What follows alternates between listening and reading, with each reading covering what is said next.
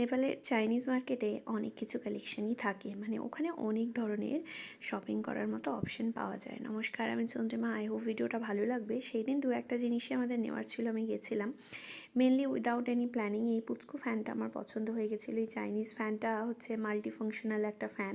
সবচেয়ে বড় কথা, এই ফ্যানটা আরও নিলাম, খুব মানে সফট লেগেছে আমার কালারটা, অ্যান্ড এটার কোয়ালিটিটা জাস্ট ওয়াও। বিকজ এটা এতটাই ছোটো সাইজের, এরকম ব্যাগে নিয়ে তুমি যেখানে খুশি যেতে পারবে।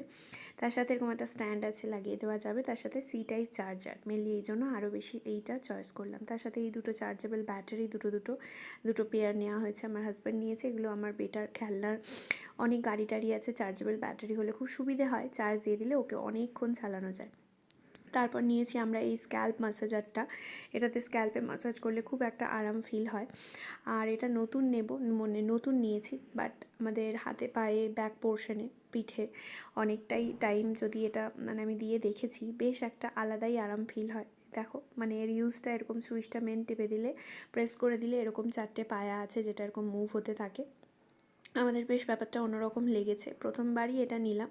আমার হাজব্যান্ড এখান থেকে অনেকই চাইনিজ প্রোডাক্ট এর আগে নিয়েছে, তারপর আমি একটু মাথাতেও স্ক্যাল্পে দিয়ে দেখেছিলাম, বেশ চুলে আটকে যাচ্ছে ওই দাঁড়াগুলোতে, বাট বেশ আরামদায়ক ব্যাপারটা। আমাদের বেশ প্রথমবার নিলাম, ভালো লেগেছে। তো এটাই এরকমভাবে নিয়েছি, এটা ইউজ করব বেশ। তারপর এরকম হাতে ব্যাক পোর্শনে ব্যাক বোনে দিলাম, বেশ ভালো লেগেছে। যত মানে পেন টেন হলে এটা বেশ কাজে।